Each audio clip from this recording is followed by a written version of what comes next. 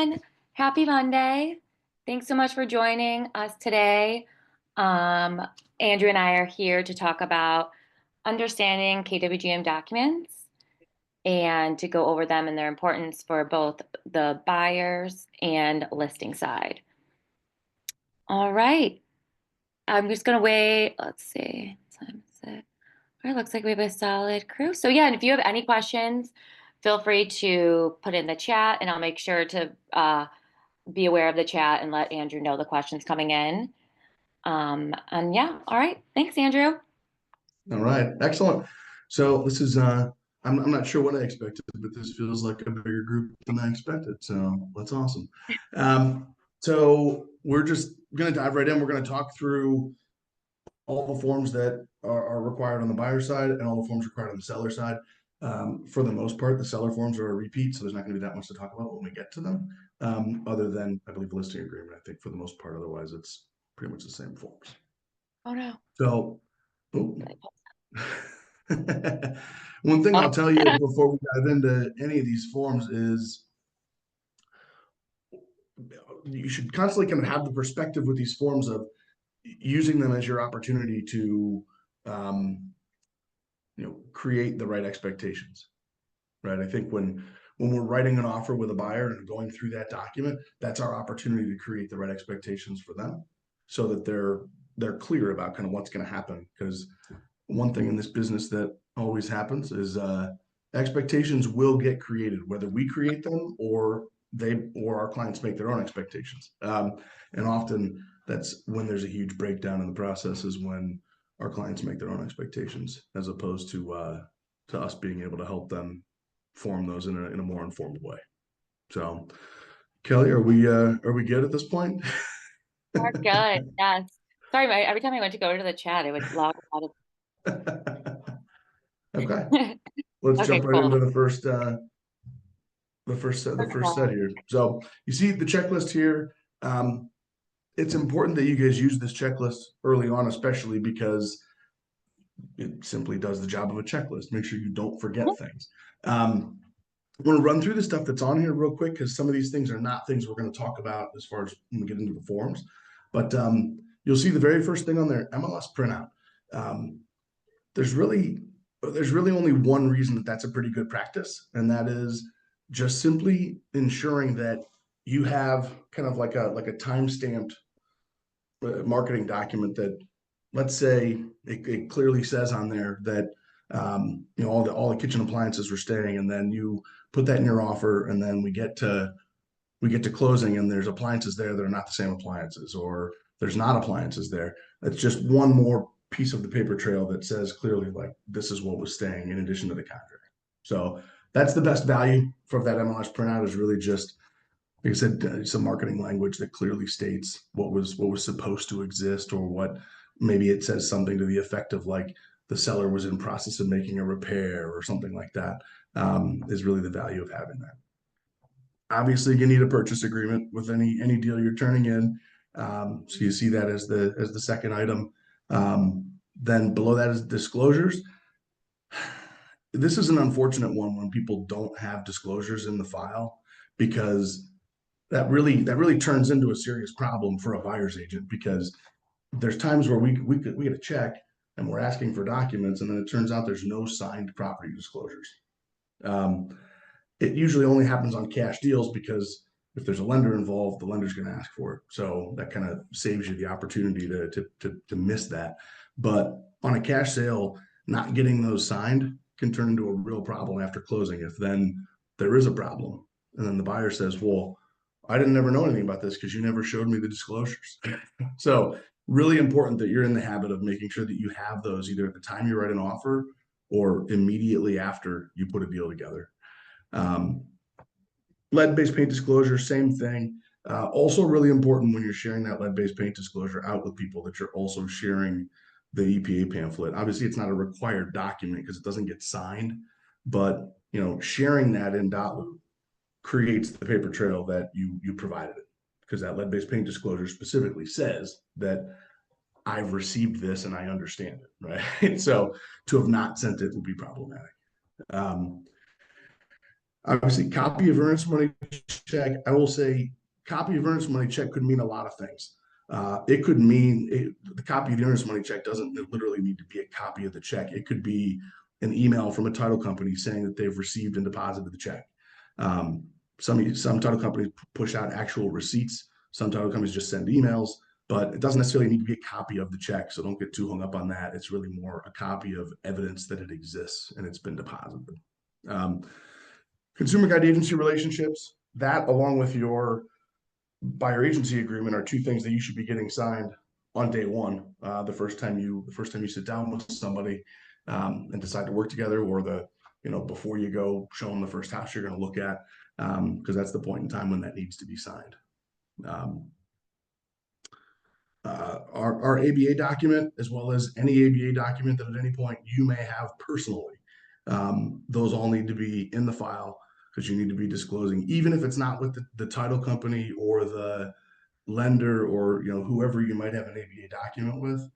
Even if that other affiliated business isn't being used, just be in the habit of always having that signed. We certainly require our title ABA to always be signed with every deal. Best to just put that disclosure out there as opposed to be trying to chase it down only in times when you're using the affiliated business. America's Preferred Home Warranty. I want to be clear about why we require this, even in a scenario where you're not buying a warranty.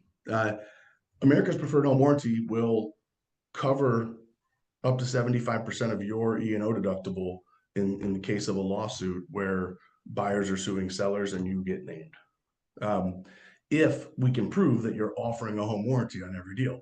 The best way to do that is to make sure that you're at least getting that waiver signed if there is no home warranty. That's the reason why we require it.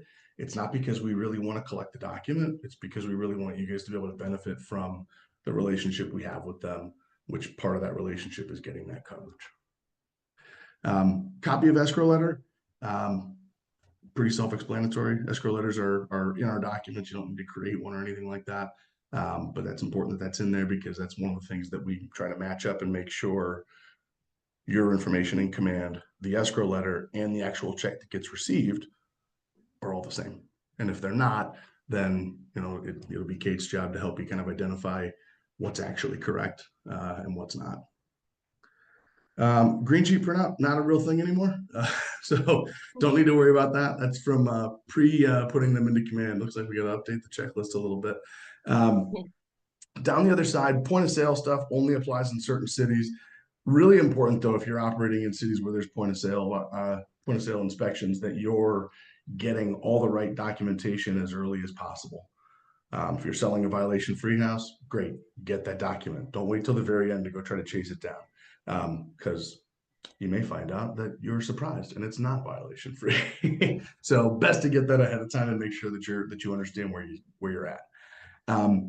Any additional addenda, that could be anything from like a date change addendum because you missed a closing date. It could be, a separate agreement that had to exist regarding, furniture that was staying or something, or items that were to be repaired. Like an ROC document would be in that category, although I see it two more down, standing on its own. But any of that kind of stuff needs to be there. Then that walkthrough addendum really not applicable anymore because walkthrough language is in our contract. I would actually advise that you not use a walkthrough addendum now that it is in our contract, because the language is very similar, but it is slightly different. So it creates kind of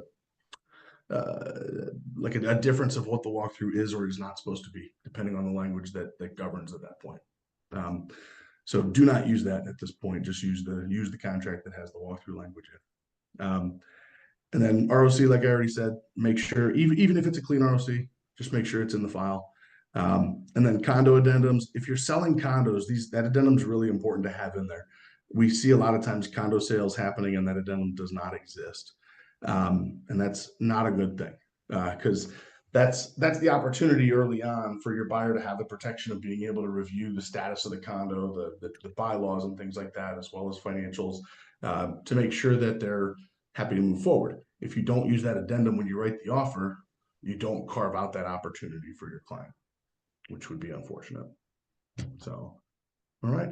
let's head on into the actual documents here. Yes, exactly. And just to note, at the very bottom too, which also just reiterates that you will not be paid until all of your documents are basically in command and are audited, have all the right signatures, initials. And then once you do all that, again, Kate will be the one to then pay you. Okay.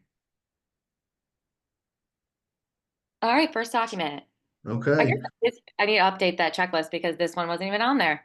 Yeah, yeah. Well, that checklist is an old checklist, definitely, because there's a few things on there that we haven't used for a little while, like the walkthrough addendum. But Yeah. so this kind of going in order, this should be one of the first documents you're dealing with a buyer on. Um, I'm just going to kind of walk through each of these paragraphs and kind of what they are, just so you're clear on kind of what expectation each of these can help you set. Obviously, the beginning of it is just the exclusive representation language, just making it clear to people that like agreeing to move forward and agreeing to sign this document is them agreeing to work with you and only you to get through the process of figuring out what it is they want, finding it, and buying it successfully. Right. So lay that out to them. Don't be shy about this stuff. The less agents explain about things, the more likely people are to misunderstand them and then decide they don't want to work with you a week or a month or 3 months later. And that's unfortunate when that happens, when it's really just a matter of maybe saying things that you might be a little afraid to say. Uh, so first part is just talking about that, and then obviously putting dates in there. You have to have dates in there. The amount of times I see listing agreements and representation agreements on the buyer side without dates is pretty unbelievable to me. Without dates in there, you have no agreement. To be clear, doesn't matter if you have a signature on the last page. If you don't have dates on lines 6 and 7, you do not have an agreement of any kind. So really important to have dates in there and fill it out and complete it. Down below that, the assistance to you as a buyer is basically like a very abridged version of things we do as agents for buyers. I would say understand these things and figure out the things that you do that aren't in those bullet points. And I'm sure there are some. There should be plenty because this is very basic. And we did that by design because not every one of you do the same things with your buyer clients. So we can't make this super extensive because what one agent does and another agent does could be different. And then we run into problems where agents aren't fulfilling their duties to their client if we get too crazy on here. So look at those things and figure out what else you can add, even if it's just verbally, just to say to somebody like, in addition to these things, this is something else I do for you that I find really helpful for my clients. And it's a good place to again set the expectations of what you're going to do and what they can expect from you. Then duties of the buyer, the reason that's in there is there is no termination language in this agreement. So the duties of the buyer is kind of our opportunity to easily fire people if they're not doing what they ought to be doing in order to have an exclusive agency relationship with you looking for a house. So if you read that, it's pretty basic. It says that they agree to work with you to identify properties. And then it basically says they're not going to get in the way of the process. They're not going to subvert the process on purpose. And if they do, we have the opportunity to say, hey, like here's a release. We're not going to do this anymore because it's not working out. That bottom section that goes on to the next page, that property condition and due diligence, this is potentially the most important part of the agreement when it comes to setting expectations about how the process works moving forward and what a buyer should expect to have to do and to understand and how you're going to help them do that. That paragraph is basically making it clear to them that real estate is sold as is and that they're going to buy whatever they're going to buy as is, meaning it's really important that they inspect it, that they understand it, that they ask questions, that they hire a person to look at something that they don't understand and they're uncomfortable with, because once it's theirs, it's all theirs. And the seller's not warranting anything or saying, hey, if the basement leaks after closing, as long as it's in the first 6 months, you get to come after me and I'm going to fix it. It doesn't work that way. So it's really important that the buyer understands that, because lots and lots of buyers, especially first time buyers, they can't wrap their head around that. They seem to think that people are going to stand behind the product that's being sold, which is not the case. Professional service providers is really just a way to protect you from the people that you are referring to them. If somebody does a bad job that we're not, if you give them the name of an electrician to fix something at their property that they just bought, or an electrician to look at something after the inspection because there's a concern, that like we're in no way like endorsing and warranting what they say as electrical gospel or anything like that. I mean, it's, it's still up to them to identify a person and either question what they're saying or believe what they're saying. It's not on us. Um, Seller disclosures. This is another place where it's really important that you help your buyer understand what disclosures are. They are not a statement of fact. They're a statement of knowledge from the seller. Just because the seller checks no to a roof leak, and then on the second week your buyer's up in the attic putting stuff in storage up there and sees water running down the side of the chimney as a slow drip because it's leaking. Uh, that's that's not a guarantee that they're going to be able to get the seller to fix that, because there's a good chance the seller never knew about it, and the seller would have to have known about it in order for it to be the seller's problem. And it's important that you like frame disclosures in that way for them. And it's good to have that conversation early. And then you can, when you go to show them disclosures, you can say it again and make sure that they're clear on what it is they're taking in, or not taking in for that matter. They're taking in knowledge, not necessarily fact. The home warranty language that's on there, just really basic language, making sure they understand that we may be paid by them buying a home warranty. That's really all that that's saying. Then the next section that talks about commissions, there's two choices there. I would imagine almost all the time, all of us are going to use section A. You can use section B if you would like. If section A is just the pretty normal way of doing business that we're all used to, where you'd say, hey, I'm going to help you buy a house, and in exchange for that, when you close, you're going to pay me a commission of X, and X being a percent, I should say. Versus the other one is just a flat fee, where hey, I'm going to help you buy a house, and you're going to pay me a commission of $5,000, and that's it. However that works out, whether that's $100,000 house or a $500,000 house, that it would just be a flat fee. And then below that is a retainer. Not something that tons of our agents use, but it's certainly something you can use. And the retainer can go with either A or B. It's not like it only exists with B or anything like that. And all a retainer is just think of it as like prepaid commission. I would say like if you have like a people group that you deal with, like I think investors is a reasonable one, where a lot of investors want agents to do a ton of work and then they never do any business. So it wouldn't be unreasonable for you in your practice to say, hey, when I deal with investors, this is what I do. I charge a retainer fee of $1,000. And that $1,000 is just prepaid commission. So if you're charging them 3.5% and a retainer of $1,000, when you sell them a house, if it's a $150,000 house, you're going to get a commission of 3.5% minus $1,000, because they already paid you the $1,000. But if they never do any business at all, you got paid $1,000. And so, we process that like commission. So you sign this agreement with a retainer fee, they write you a check made out to Keller Williams Greater Metropolitan. You get that check to the Pepper Pike office, and it gets deposited and then paid out just like any other commission would. All right, let's flip that page. Just like our purchase agreement, the further along you get in this document, the more generic it gets. So I would say after the commission section, a lot of this is pretty standard boilerplate language. You see at the top, there's the protection period that just says that, for 180 days from the end of this agreement, whether it's terminated or just expires, that if that person buys a house that you showed them, you brought to them, you potentially even wrote an offer on it, didn't work out, that they still owe us a commission if they go buy that house within 180 days after. And notice there's no way that this protection period ends. Like normally it would end on the listing side, it ends with the property being relisted. Our protection period does anyway. On the buy side, there is no language like that. So anything you showed them is protected for 180 days.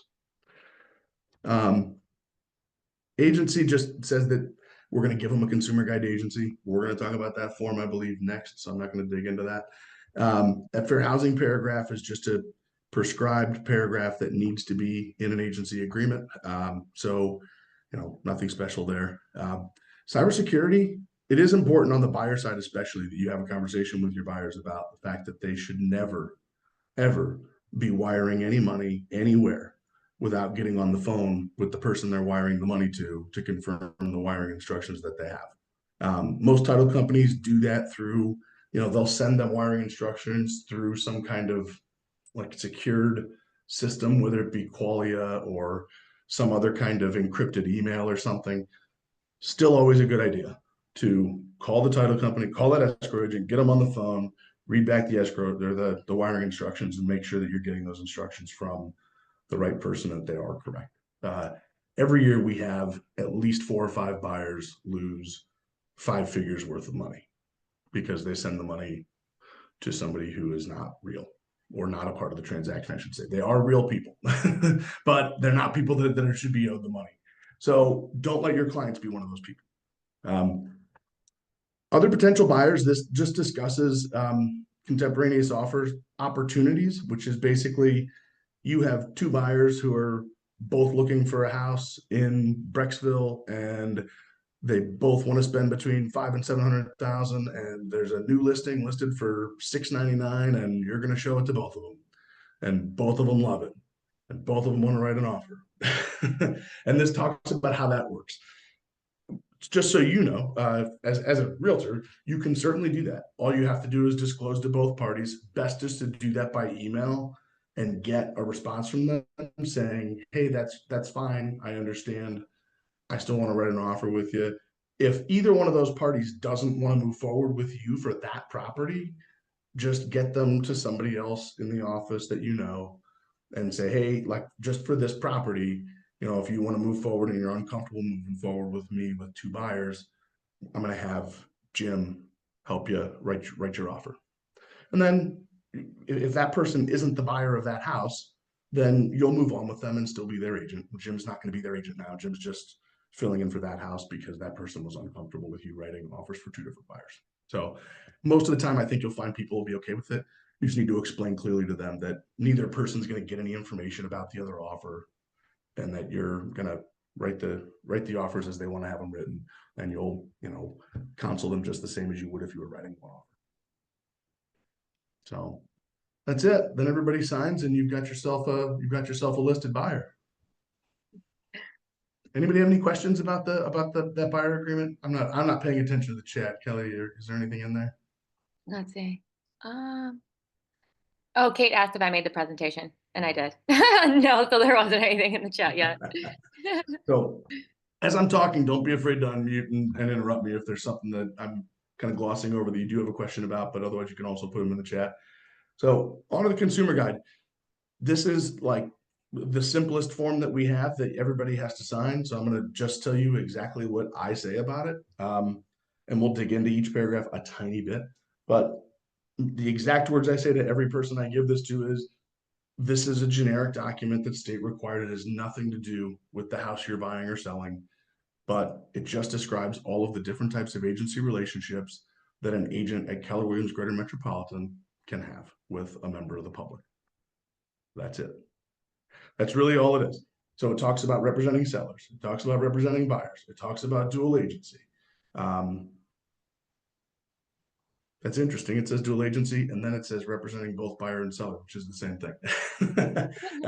And then in the working with Keller Williams Greater Metropolitan, it just kind of goes into a very generic description of what we do. Again, this is like state prescribed language with our brokerage name added to it. Truthfully, I'm being honest with you. This is a document that gets pulled directly from the division, and then they basically ask you, do you allow dual agency or not? Do you do split agency or not? And you answer those questions, and then they give you the form. So this is not our document. This is a state required document. So that's all it is, though. It's just something that describes the types of agency relationships we can engage in. Perfect. Okay. Now All the right. agency. Yeah. So this agency disclosure doesn't exist until you're writing an offer. So this is the first document that we're looking at when we're actually writing an offer on a property for a buyer, right?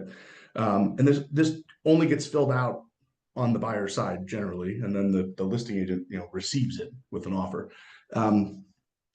This document should always be the first document in your package. When you're sending over an offer with a bunch of forms in it, this should be on top.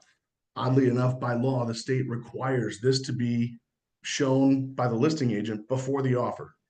I find that weird, but that's what they say. So a way to make everybody's life easy is to make that be the first page of the document. And all this document does is name the agency relationships for the specific transaction. So you're writing an offer on an actual property listed by another agent or yourself, and this document it lays out who's working for who. That's all. So you'll see that top section, which is generally the most common section used, is just two agents from two different brokerages. And you'll see there what says the first line is who's representing the buyer, second line is who's representing the seller. Second section is two agents from one office. As a brokerage, you would always be filling out the top section, because as a brokerage, we do not, as agents of Keller Williams Greater Metropolitan, all represent everybody's seller or everybody's buyer. You represent your clients, and that's it. And another agent in our office represents their clients. So you use that top square, and then the top line is who represents the buyer, and then the second line is who represents the seller. So like I said, you'd be using that if you're dealing with another Keller Williams Greater Metropolitan agent. You'd be using the top section if it's another Keller Williams office. We are not affiliated with any other Keller Williams office other than the franchise brand.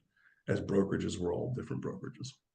And then that bottom section is for one agent involved, which could be dual agency, or could be one agent representing one of the parties. If you were writing an offer on a for sale by owner, you'd use that bottom section and then use the bottom square, and you would say that you're representing just the buyer as opposed to representing both parties. So the upper section is for dual agency. I should say the upper section of the bottom section. Here we're in section number 3. But most often we should not be operating as dual agents. I want to be clear about that in talking about this form. The only time you should be acting as a dual agent is if you have a buyer and then you happen to get a listing that buyer is looking for. You should not be a dual agent when you have a listing and somebody comes into the open house and wants to buy it. You should not be a dual agent when you have a listing and somebody calls you on the phone about your listing and wants to look at it and wants to buy it. In those scenarios, you should be representing the seller only. And if the buyer wants representation, you can refer them to somebody. But you should not be representing both parties there. Anytime you don't have a relationship with a buyer, you're asking for a lot of problems by just signing a buyer agreement in order to write an offer in an effort to be able to collect both sides of the commission.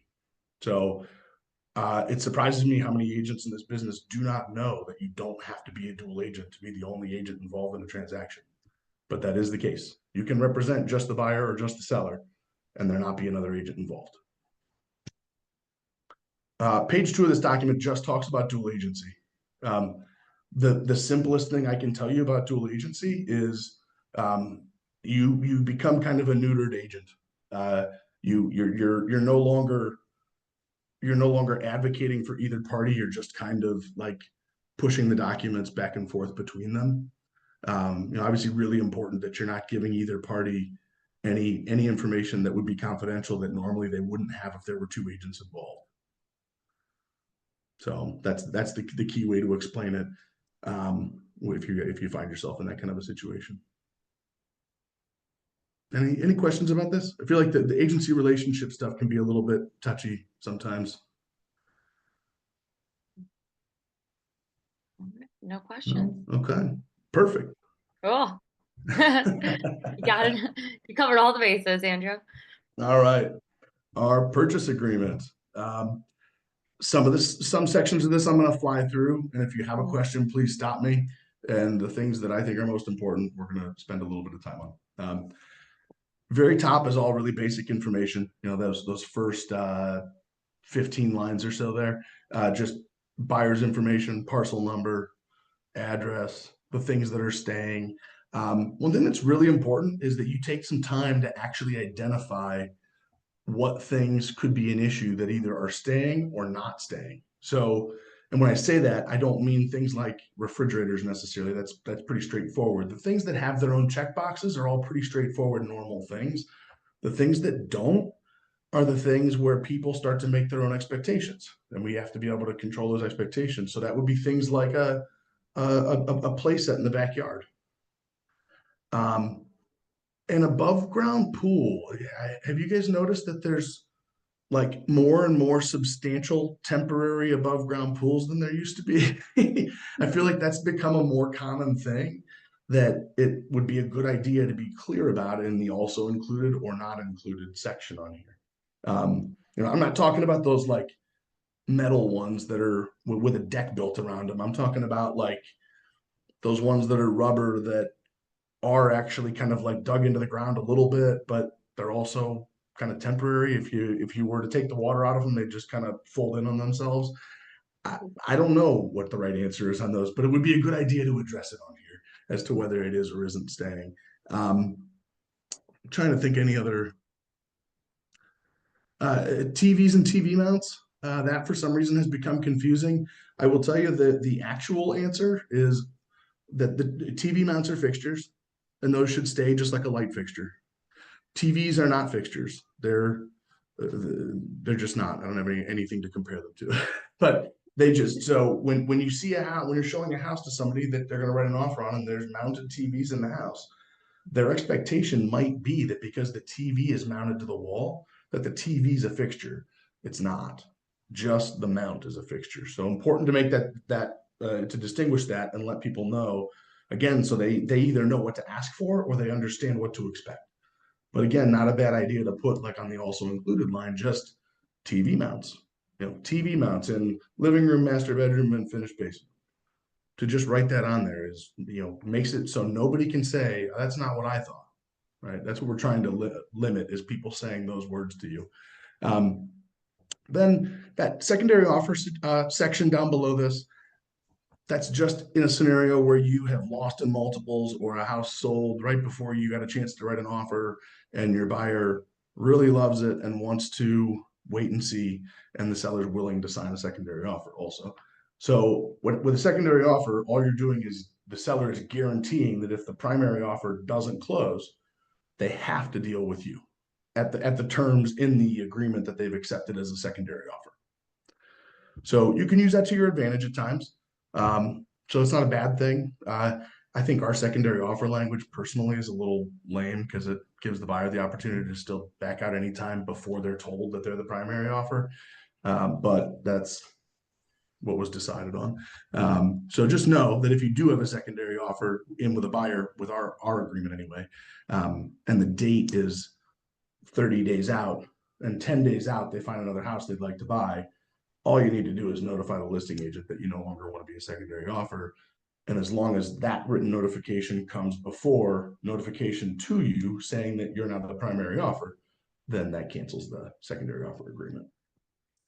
Down below that, all just basic stuff: price, earnest money, down payment, mortgaged amount. It's important that these things are all filled in. So often agents say, well, oh, they weren't sure, or we couldn't get a hold of the lender. Like, those are questions that you should already know the answer to before you write an offer, is how much you're putting down as a buyer. A buyer that doesn't know that is probably not ready to buy a house, I would say. So important information needs to be there because it protects your financing contingency. If you just put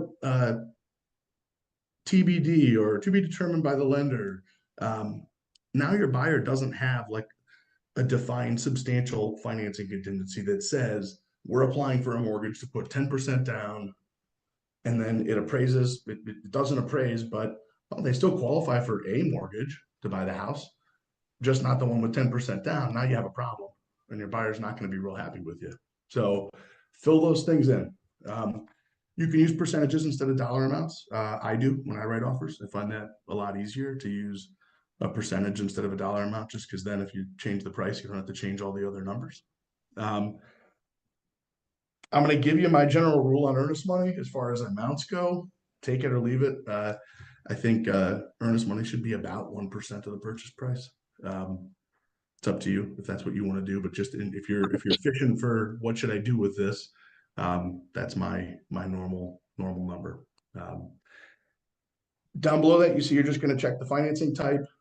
And then our contract has a spot to put concessions for buyer paid closing costs. This has nothing to do with commissions. This is just for buyer paid closing costs. So if they need money to pay their closing costs because they only have enough to put 5% down, then this is the place where you're going to put that either number or percentage, depending on what you want to do. If you're going to ask for closing costs, make sure you know from the lender the amount you can ask for. Because if you're, especially on the lower end, if you're selling like a $120,000 house or something, and they need all the money they can get for closing costs, depending on the loan type, they may not be able to get enough to pay all their closing costs. So it's important that you know that from the lender ahead of time if you're going to be asking for closing costs. Down below that, this is the financing section that names the financing contingency. So first thing you're putting in there is days to actually fill out a loan application, the formal application with the address and the actual loan amount. The next date in there is the loan commitment date. I would just, my general rule on that is that commitment date ought not to be less than 2.5 weeks out or 3 weeks out. Theoretically, the loan commitment shouldn't exist until the appraisal's back. So don't make that loan commitment date, 10 days from the day of the offer, because you're probably not going to be able to get much of a commitment from the lender in the first 10 days. And then the closing dates are below on the next page, but understand closing dates and commitment dates. If it's a fast transaction, the commitment date may be 3 or 4 days before the closing date. That's okay. But also if it's a 60-day close, that loan commitment shouldn't be 50 days out. It should still be, 3 to 3.5 weeks out at the longest, I would say, because the goal is to get everybody on the same page as quickly as possible that financing is actually going to work out. Right. And the further out that date is, kind of the worse it is for everyone. In here is the language that gives you the financing contingency as well. There's a sentence in there. I don't have it exactly memorized, but something to the effect of if despite a buyer making their best efforts to get a mortgage, they get denied, that buyer and seller agree to sign a mutual release, returning the earnest money to the buyer. That's very clear language in there. Important to note that the loan commitment date does not remove the financing contingency. That financing contingency exists till the day of closing. A buyer could lose their job 2 days before closing, and now the lender's not going to give them the money to buy the house. So that's why it doesn't. There's not a contingency termination date in there at all. The purpose of that commitment date is to give the seller the opportunity to say, hey, we still don't even have a loan commitment. We don't want to move forward. It is a place where they can decide not to move forward and try to get a release. I will say I want to jump back up a bit to earnest money and make that same statement up there. On the seller side, if earnest money is not getting deposited, then the contract's been broken. So it's important for you as a buyer's agent that you're getting, going after somebody to get that earnest money on a daily basis once you have a contract. And if 4 or 5 days, if you're in 4 or 5 days and you've been asking for the earnest money and you're not getting anywhere, you need to let the other agent know. Hey, I've been asking to deposit earnest money for the last 4 days. I don't have any evidence it's been deposited. I'm not sure what's going on, but earnest money hasn't been deposited. And then they can do what they will with that information, but you do need to let them know. All right, we'll move on to the next page here. The closing dates and possession dates, pretty straightforward. Not a whole lot to talk about there. The walkthrough language that I mentioned when we were talking about the checklist, that's the next section there. Basically just says you've got an amount of time before closing to do a walkthrough. That's what that blank is on line 54, I believe. Generally, you probably want to put 0 to 3 days there. And that would say you do the walkthrough sometime between 0 days before closing and 3 days before closing. And then it just says if there's anything discovered, damage or something missing or anything like that, it tells you what you're supposed to do. And what you're supposed to do is let the escrow agent and the listing agent know in writing what you've discovered and what you'd like done about it. So I did see a question that popped up and now it's gone. Kelly, what was that question? I think it was something about lending. Oh, yes. Mm-hmm. How about the lenders that don't order the appraisal until after the inspections are done? Nothing is written in the contract, though. Yeah. So there's nothing wrong with that, especially if the commitment date is, 3 weeks out, right? Because the inspection process ought not to take more than 10 days. So you'd still have, a week and a half until you needed a loan commitment at least. So that's within the realm of normal, I would say. Um, Now, continuing down page two, that next section after the walkthrough is just, naming the title company. There's an awful lot of language in there that doesn't mean a whole lot. Obviously, it says things like that the seller's required to offer marketable title, that sort of thing. This is the section that gives the seller 30 days to rectify any issues with title. That sometimes becomes a huge problem with buyers because buyers say they have to move by a certain date or something like that. It's important that you make sure your buyers are aware of that, because if the seller finds out there's a title defect, 20 days into a 30-day transaction, they've got 30 more days to get that resolved. And sometimes it takes every bit of those 30 days. If it's some kind of a government tax lien or something, that's not a very fast process to make those go away, or to even confirm that they're actually legitimate. If the seller's name is, you know, Jeff Johnson, it could be anybody's tax lien, right? So that happens all the time. And the seller does have 30 days to resolve it, and the buyer doesn't have any recourse to back out of the deal because it couldn't close on time and meet their needs. Down below that, we've got the proration section. The proration section just means it's just making the statement that everything that runs with the property is going to be prorated to the day of closing. So depending on the property you're selling, there could be multiple things that run with the property, or if it's a pretty regular single family home, the only thing that really is prorated is property taxes. But there could be association fees or assessments or any number of other things that need to be prorated also. Not real normal with condos. Obviously, there's always going to be HOA fees. But normally it's just taxes. And then in there's also where the water and sewer hold is. And that water and sewer hold is just designed to make sure that the seller pays their last water and sewer bill. At this point in time, I think most people are billing water and sewer monthly because almost everybody's on Cleveland Water or some version of like rural water or something, and most of those are all monthly now. I feel like a long time ago, almost every water department was quarterly, so it was more important for that number to be $300 or $500, and I think now 200 to 300 seems to be a pretty standard number. So if you are aware that you're doing business in a place that's billing quarterly, you may want to think about that number being a larger number. But if you're doing business where the bills are monthly, 200 to 300 seems sufficient, I think.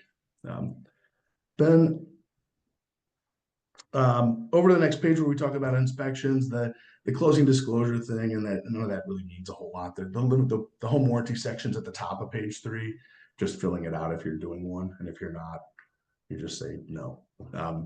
But then in the inspection section, really important that you're filling this out completely. The amount of times that I get offers on my own listings where none of the no boxes are checked, but there's 2 boxes checked yes. Well, what does that mean about all the other inspections? Doesn't exactly mean that they have a contingency for them, but it would be real nice if they were actually all checked.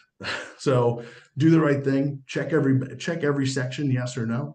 And it's important to understand the gravity of this stuff and make sure your buyer understands it as well in both directions. If you have a buyer that's pretty lax about it and just kind of like, I don't know if I need any inspections, like double check them on that and make sure they understand what that means. Because like we talked about in the buyer agency agreement, they're buying whatever they're buying in the condition that it's in. And it's a good idea to have a lot of information about what that condition is before you buy it, right? So make sure they understand that. And if they still don't want to do one, that's fine. That's up to them. It's not up to you. But it's a good idea to question them on that and make sure they understand what they're saying no to. Now, flip that. The buyer that says yes to every inspection, you also want to question them a little bit.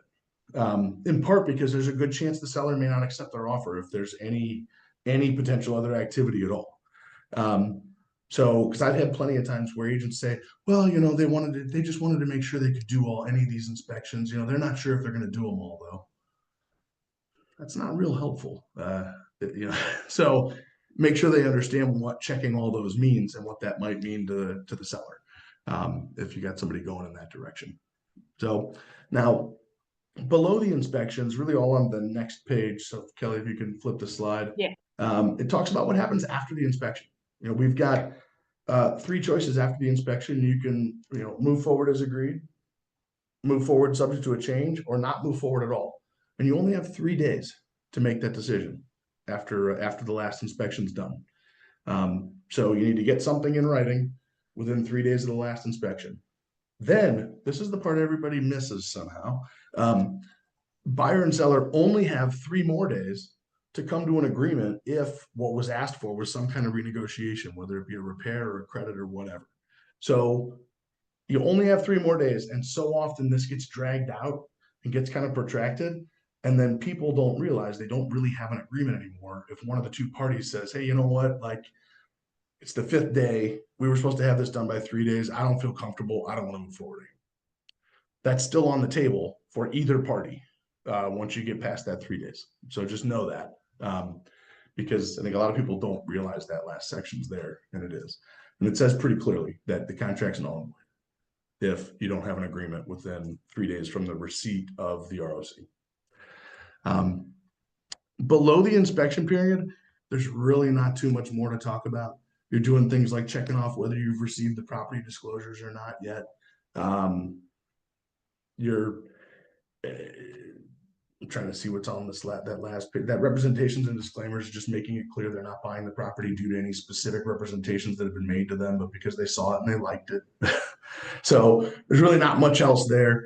And then at the very end, you're just checking off what all is coming with this purchase agreement, like an agency disclosure, property disclosures, any other kind of addenda. You'll see there's a bunch of things there you can check off at the bottom of page 5, and then just signatures. Do we have here still is the next slide the commission agreement, Kelly? Yes. Okay, good. Mhm. So this is now attached to the purchase agreement in Mhm. Dotloop. It also does exist as a standalone document if you have a listing and you want to use this. But this, I think, is like the most straightforward way to handle who is paying what to a buyer brokerage. So this is where, when you're writing an offer, you'd fill this out, making sure that it's clear how you're getting paid the dollars that you put on your buyer agency agreement, last week or 10 months ago, whenever it was that you got it signed with them when you started working together. So right now there's 3 choices on this agreement as to who can pay you any money at all for commission. And that's a seller, a listing broker, and a buyer. So you need to be clear about where the money's coming from.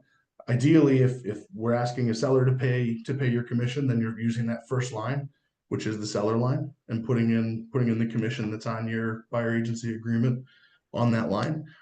The contract clearly says that the buyer, if they're represented by us, obviously they are because it's our document, that they're paying the flat commission fee that's being charged. For our office, it's $249. If you're an agent that's going to charge a different number than that, that's up to you. But that number always needs to fall on that buyer line and then also be part of the total, because that is commission. And to call it anything else would be incorrect. So if you're charging 2.5% commission that the seller's going to pay, you just write 2.5% of the sale price on line 12. You'd write $249 on line 14. And then on line 15, you would write 2.5% of the sale price plus $249 as the total commission. And then all parties sign this document. So buyer, seller, listing agent, and you. So 4 signatures on here instead of just potentially 2, or I guess maybe as many as 6 if there's 2 buyers and 2 sellers. All right. And Andrew, is there any instance where you would fill out 13? Yeah. So I don't want to confuse anybody on this. That line's going to go away pretty soon. Okay. So we won't be using it much longer. But at the moment, if you write an offer on a house where the listing broker has charged an amount of commission that they are sharing out of, then that's what line 13 is. So if you write an offer on a listing where the listing broker has charged 7% and they're offering 3% of that 7% in commission to a buyer's broker, that's when you'd put that on the listing broker. Got it. Okay. All right. ABA document, very simple, very straightforward, really nothing to talk about here. The best way to explain this document to a consumer is just to say to them, this is just a disclosure that clearly states that our brokerage owns part of a title company. That's the only purpose of the document. And this must be signed whether you're using Ohio title or not.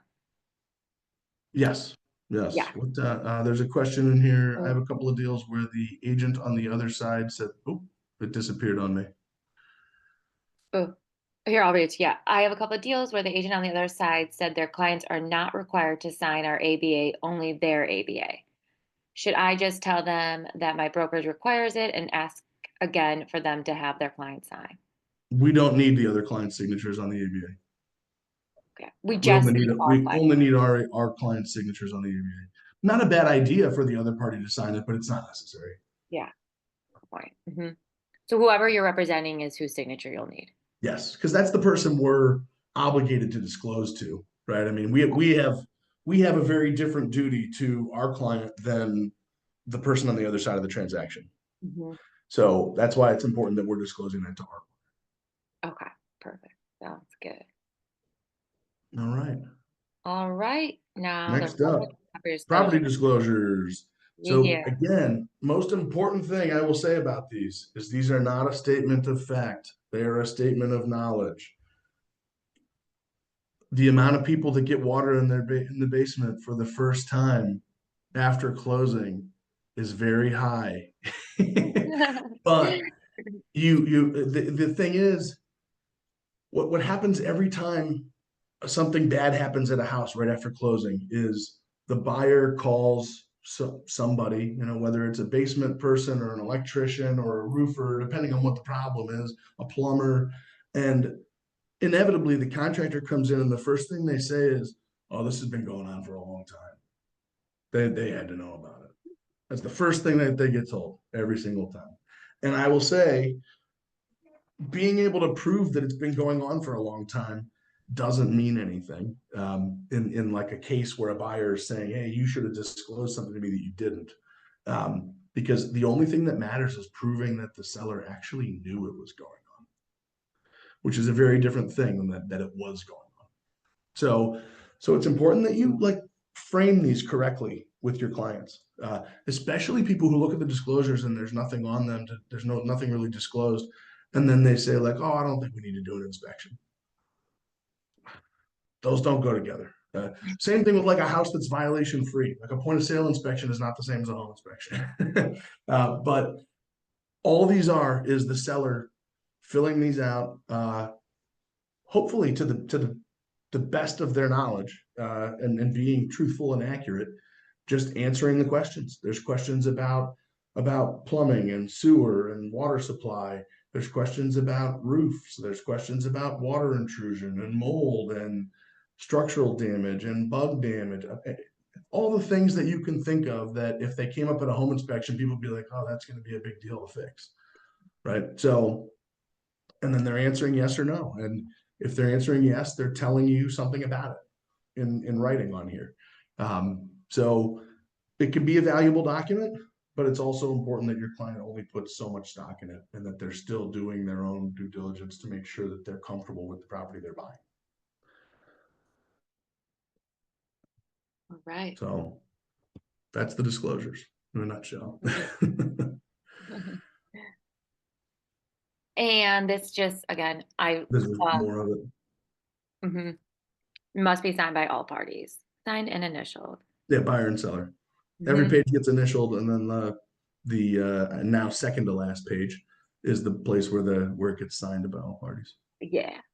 I know a lot of people do forget, but definitely the 6th page, there is a spot for your buyer and seller to initial.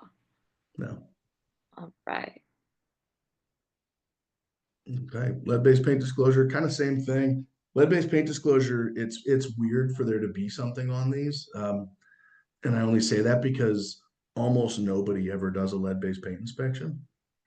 So, if you're buying like a retail house from a homeowner, there's probably never been a lead-based paint inspection unless there was a problem at some point, or sometimes if they were going to do like a large construction project, the contractor may have been required for permitting processes to do one, in which case they'd have something, but really, really rare. So most of the time, the seller doesn't have any knowledge and they don't have any reports. And I say this to you so that you don't, so that you can, deal with a buyer fairly on this. If you get somebody that's like, oh, how they've got to know something. The house is older than 1978. Well, nobody does an inspection. So, so that's how nobody knows. Question: can you explain how to prep your seller to fill out disclosures? There's really not much to tell them other than, hey, make sure you're thinking clearly as you fill these out, and make sure you read the entire question. Um, some questions are qualified with the 5-year rule on the property disclosures, and it'll say like, has there been any leaks from the roof or rain gutters only in the last 5 years? So you need to make sure you answer the question correctly, because some of them are qualified with 5 years and some of them aren't. But the best advice that I give to people is just, if you're wondering if you should disclose it or not, then you should disclose it, and just let that be the end of it, so that they're not asking you, well, should I disclose this thing that happened 7 years ago in my garage?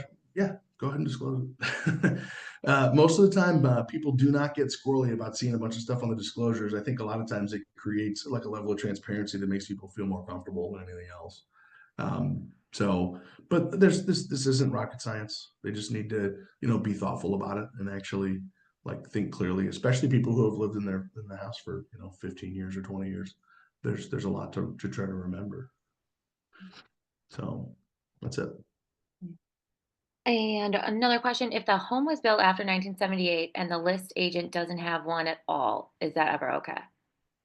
Yeah, if the house was built after 1978, there's not really a need for a lead-based paint disclosure, because there's really not any opportunity for there to have been lead-based paint used.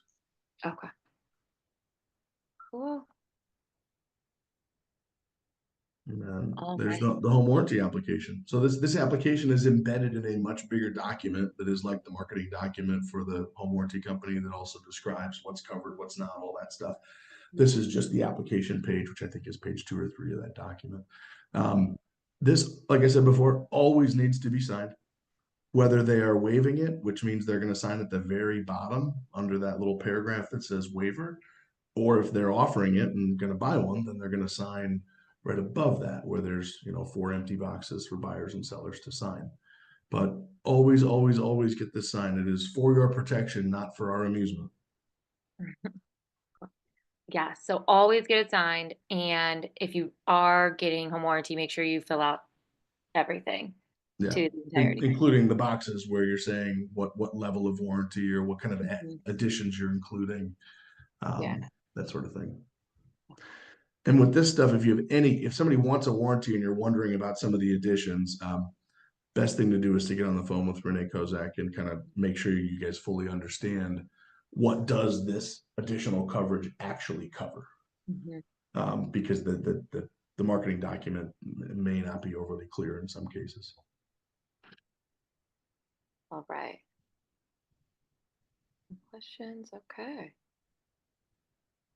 This is the escrow letter. I don't have a whole lot to say about it other than fill it out. It's pretty straightforward. You're just doing like commission payable and then what side you are on the deal, whether you're list side or buy side, and then the amount of commission being paid. I would say if you're the listing agent, you should fill out buy side and list side and make it very clear what commission everybody's agreed to. If you're on the buy side, you're not going to know the list side's commission, so you're just going to fill out your side of the commission. But really important to fill this out completely. Really good idea to pay referral fees out of commission from the title company. It gets a little more complicated if that money lands here and we're going to pay the referral fee, just because we got to go fish W-9s out and stuff, and it's just a little more complicated. So best thing to do if you are paying referral fees on any deals is to reflect that all on this referral on this escrow letter. And even better yet, if you're doing anything like that, is to call the escrow agent when you send over this document and make sure that they understand it, and that, because you may have filled it out in a way that they look at it differently and think something different. So Best thing to do is just to get on the phone if it's remotely complicated and just talk it through with them and make sure they understand what they're going to be doing with the money when it's time. Cool. All right. And yeah, and just to reiterate, say you're representing the buyer, you would check buy side and put your commission in here. You would probably not know how much the listing agent, so you just leave that blank. And then again, representing the buyer would pay that 249. And then Yes, you'd vice be versa. checking because you see there it says buyer seller exempt. So you'd be Mm-hmm. checking buyer if you're You checking representing the buyer. buyer. Yeah. Yeah. Okay. Cool. And I got questions on that before. All right. So basically should remove the walkthrough addendum on here. Yeah, Pretend yeah, that's and not that there. ROC is pretty self-explanatory. Obviously, you're checking removed with uh conditions if there's any conditions, or you're just checking removed, right? So, and if there are conditions, the one thing I will say is be as specific as you possibly can if the things that you're conditioning are repairs versus a credit. Um, Best practice would definitely be to ask for closing cost credits instead of repairs, because buyers and sellers never have the same thing in mind when it comes time to make a repair. So it's a real shame when a seller makes a repair and then the buyer starts squabbling over whether it's good enough or not. So if it's a really straightforward thing like putting in GFCI outlets where there's currently non-GFCI outlets, like not a whole lot to be specific about other than the actual outlets you want changed. But if we're talking about like repairing a damaged ceiling in a garage, probably a bad idea to have the seller do that. Really something you might just want to talk to a contractor that you know and say like, hey, what would you charge to, fix a 2x3 hole in a ceiling in a garage that happened because somebody stepped through the attic 10 years ago and they never fixed it. And he's going to give you a number to, cut the drywall out and put new drywall in and mud it and all that. And just go back and ask for a closing cost credit for that number and let the buyer handle it. Because if the seller does it, the buyer's not going to like it. And then they're going to fight about it for no good reason at all. So if there's room, ask for credits before you start asking for repairs. If there's not room, there's not room. If it's a $9,000 repair, there's probably not going to be room to ask for that in closing cost credits. So now you got to get really specific on the making of the repair, the agreement about who's going to make the repair, all that stuff. So be careful with that if you're going to be asking for repairs. And yeah, sorry, Andrew. So there was a question about the escrow letter. Is there a Mhm. different process for dispersing referral fees if the referral would be going to an agent outside of Keller Williams? No, you still put all the information on the escrow letter. Most of the time, referral fees are going to places outside of Keller Williams. Mhm. Like if you're paying a referral fee to like a lead source company, it might be to, ABC Realty that's, just the brokerage side of some like internet lead generation company or something. Mhm. So that's not uncommon at all. Okay, cool. Thank you. All right. Overview of all the documents needed. No, that's everything we went through. Oh, okay. Now on to the listing. Sorry, this has taken more than an hour, guys. Well, this I is don't like super to talk too helpful. much, but on the listing side, you'll notice that checklist looks fairly similar. Um, I'm not going to dig into everything on this checklist. A number of these things are not absolutely necessary, but it would be a good idea to have them all in one place. So the checklist is helpful when it comes to things like showing instructions. We're not going to audit the file and make sure we have your showing instructions, but it's a good idea for you to have them all in one place. So that's why it's on the list. But I think on the buy side, the checklist is much more like the things that Kate is auditing. And on the list side, it's more like best practice as opposed to what's actually going to get audited. All right. So as we get into here, that really, I don't believe there's a whole lot of documents we haven't talked about except for this one. The rest of them is just kind of a duplication of the same thing as on the buyer side. Um, Mhm. so this is one of two listing agreements we currently have, if I'm looking at this correctly. We have another one that I don't know if I included. No, that's okay. You don't need to. I'm just trying to look at it quickly to make sure I am seeing it for the right one. But it's very small on my computer screen. I know, sorry. I believe this is the split commission listing agreement. This one is, yeah. This one says, sorry, right here. Buyer who purchased. Yeah, in addition to This one. listing commission. Okay. So this is the agreement you guys all need to be using. You guys, for the most part, I know there's some people on here that have been with us a while, but I know there's also a lot of newer agents on here. As a newer agent, get used to this one only because this is going to be the only one pretty soon. And this document just it splits out how the commission's being charged instead of charging a commission that then you're going to share part of with another broker. The top part there where it talks about commissions is just only talking about the commissions you're charging to represent a seller as a listing agent, period. So whatever you plan to charge, whether that be 2%, 4%, 3%, 5% doesn't particularly matter to me what you feel like you want to charge. But that very first blank that's under the word listing by one line, that's the place where you'd be putting in the amount of commission that you are charging to be a seller's listing agent and list the property for them. The second blank is for a minimum. Depending on the price range, you can use minimums or not. If you're listing things under 150, you probably want to use minimums, just because you could run the risk of list something for 135 and it doesn't sell and it ends up selling for 100. And if you were charging a 3% commission without a minimum, you're going to get $3,000. Whereas if you wanted to have a minimum in place of 3,500 or something, you'd put that in that second line over to the right there. And then down below those next blanks, what that's asking about is how much you're going to charge if the buyer's unrepresented. So if you're the only agent involved and representing the seller, there's no buyer broker commission to speak of because there's no buyer broker. But you can elect to charge a different amount of commission if you'd want to. So you could say you're charging 3% on the top line, and then in that unrepresented buyer section, you could charge 4% or 4.5% or whatever you see fit. But that's there for that reason, because previously our old listing agreements where you were charging an amount and then offering an amount, that seller was obligated to the full amount, whether you were the only agent involved or not.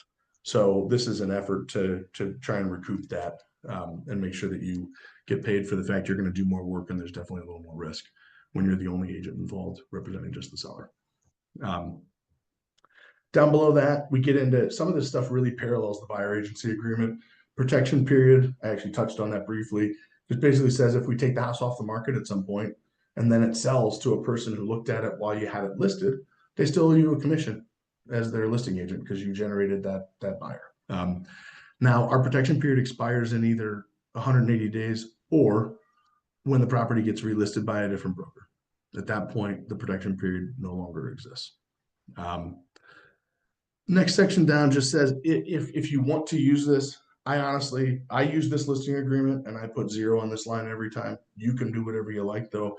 And I would say do whatever your seller wants. If your seller says, hey, no, I would commit to paying a buyer broker 3%, and I want you to go tell buyer brokers I'm ready and willing to pay them 3%, then you'd put 3 on that line where it says buyer broker commission, because that's like an authorization from the seller for you to market that, is what that short 2-line paragraph is. Rest of the agreement, pretty standard boilerplate stuff. Authorization to market is exactly what it sounds like. Fair housing paragraph is just the prescribed fair housing paragraph by federal and state law. Seller disclosures just puts them on notice that they're going to need to fill out disclosures truthfully. That paragraph that starts on page 1 and ends on page 2 is basically them identifying if there's any liens or problems that would stop the property from selling. So ideally, that blank line at the very top, like under the handful of lines of writing on page 2 would say the word none, meaning there are no liens or encumbrances. Ooh, can everybody see me and hear me? Or am I frozen? Yeah, you're good. I'm good. Okay. All right. I I don't, had an I don't think you're unstable frozen. Yeah. thing. Okay. Oh, But got it. that's where they would disclose if there's any kind of a lien or a problem that's going to stop them from selling the property, that you'd need to disclose to other parties. Electronic surveillance, it's important that you know if there is any electronic surveillance and that ideally you ask them to shut it off. Uh, it's best that they not be recording people inside of their house when they're looking at it with their agent.